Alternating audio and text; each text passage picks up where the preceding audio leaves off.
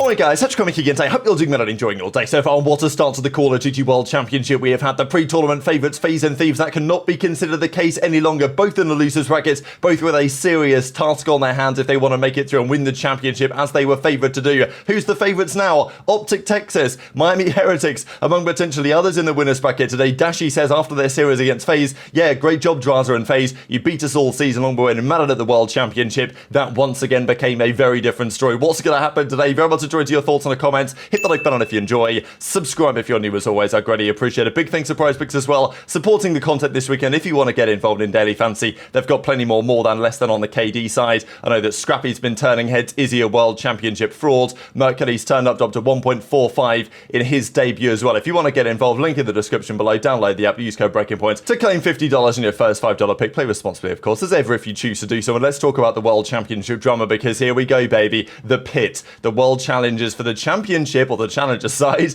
is on this weekend as well. And this is what it kind of looks like out there. Of course, the top teams on the weekend are going to qualify for the Esports World Cup in Riyadh. I will just quickly talk about, though, the context around this tournament as it stands, because this is the COD World League era. The gap between the tournament before and then the World Championship, and what that gap typically looked like. We're talking, you know, roughly 2-3 weeks they tended to do, 19 days. Sometimes it was smaller than that, sometimes it was slightly greater.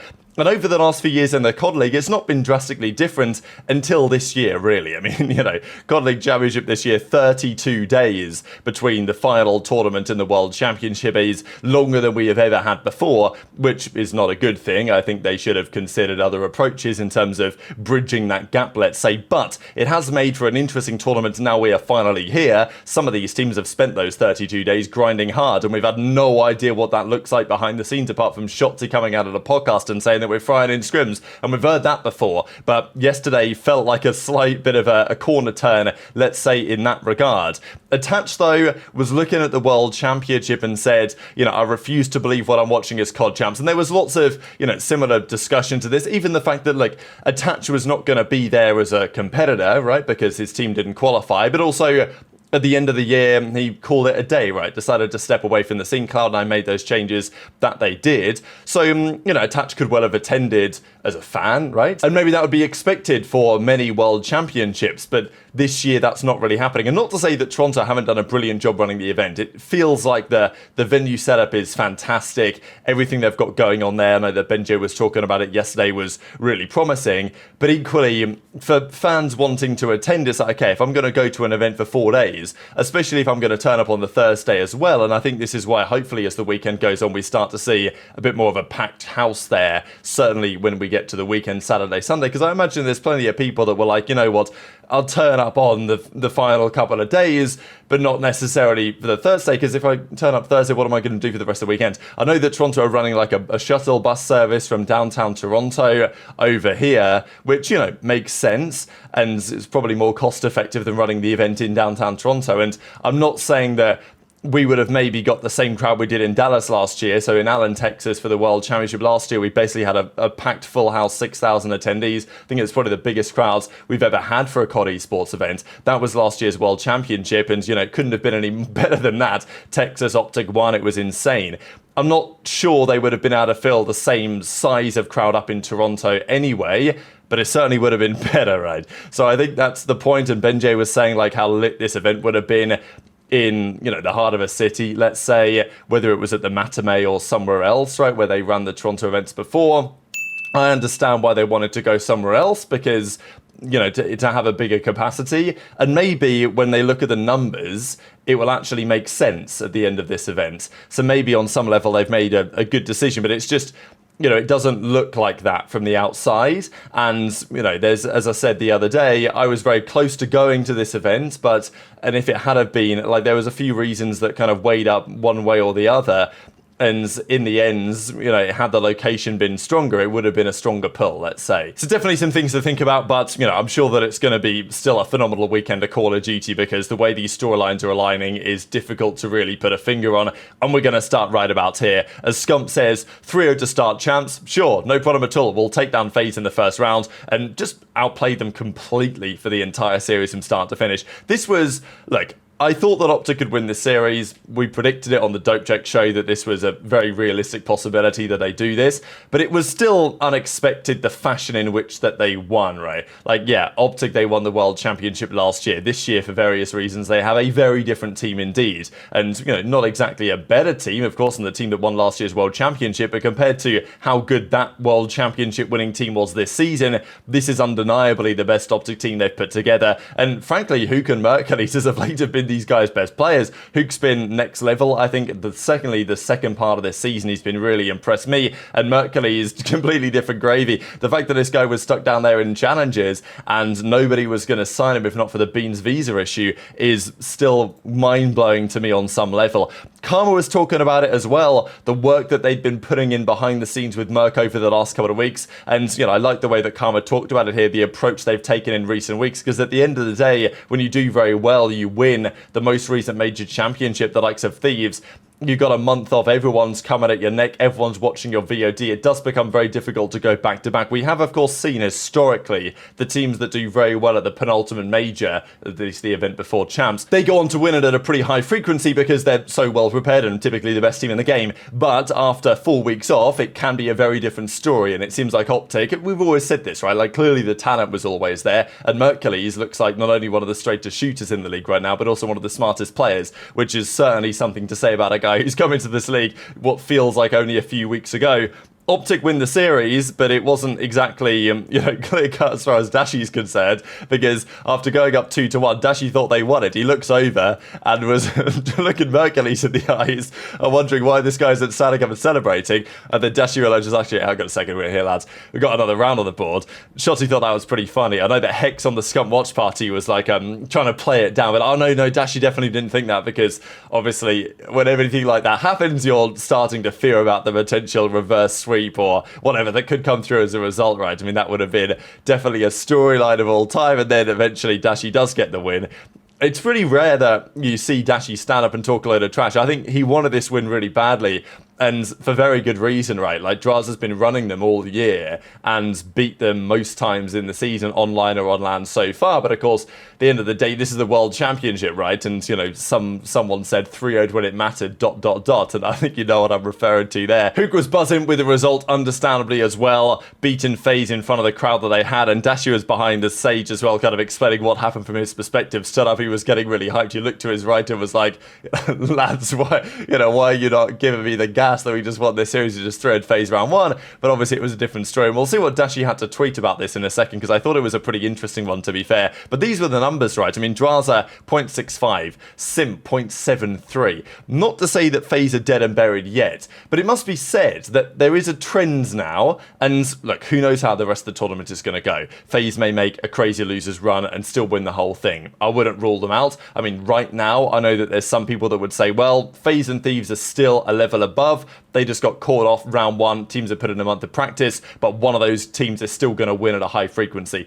I wouldn't be massively surprised if that's true. Like, okay, right now, would you take FaZe or Thieves or the whole field? I think it's pretty difficult to argue, right? Like, I think it could be kind of 50-50, right? Whether either FaZe or Thieves makes the losers bracket run to win it, or because at the end of the day, if FaZe or Thieves do make a run through losers, which they're pretty likely to do, they're going to be a hard train to stop at the end of that losers bracket in the grand finals, best of 9, map depth, all that type of stuff. So I think it's very plausible that either FaZe or Thieves do win, but it's just their chances now go down dramatically. And neither of them, of course, could be considered the favourites anymore. But if you consider FaZe and Thieves as a package, who's going to win the whole tournament?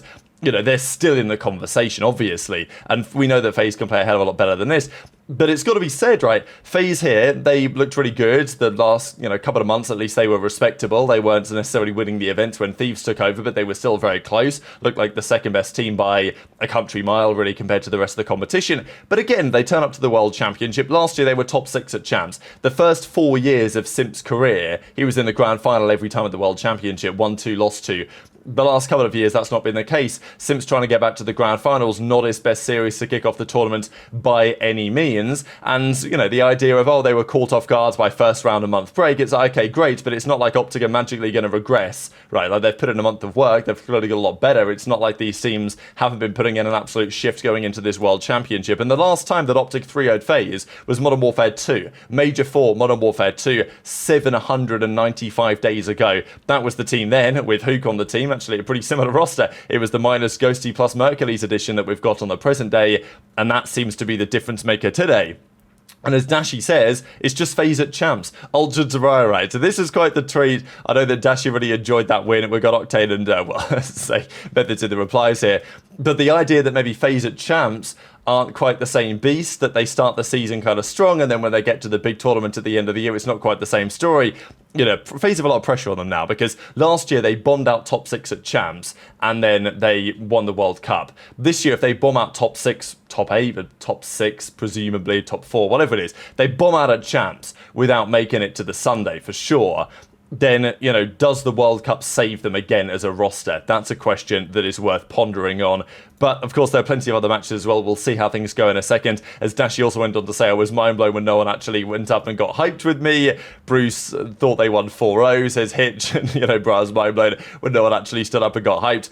The FaZe guys responded as well. And clearly there's still a lot of confidence on the FaZe side that they can make a run, as he says. GG's OpTic lost 3 losers run it is. I'm still so confident we're going to bring this home. I thought it was interesting that FaZe actually tweeted about this, just because the Thieves guys, as far as I am aware anyway, said nothing after their loss to Boston, which is fair enough. I mean, you lose into Boston, you're going to get clowns. Lose to OpTic, you're going to get clowns, but it's like, you know, that was a more maybe expected upset than the Boston one, although I think on paper, the Boston one was, you know, you could definitely have seen an interesting series coming, which I think we did here on the channel and in the comments. Drazah says, GG's OpTic lost 3-0, they were due. A lot of tournament left. So, you know, we've got hashtag CEO from Dante Sib in the replies. So anyway, we get the responses. aBeZy even said, a lot of tournament left, we've got to lock in. So make of that as you will. FaZe still pretty confident. But Mercury's after the series, talking of confidence. I mean, he was asked the question, what's stopping you from winning champs? And he said, yeah, nothing. We're going to win this whole damn event. We've been putting in the work. We feel like we're on cloud 9 and we've just taken down FaZe. No one's going to stop us at this point.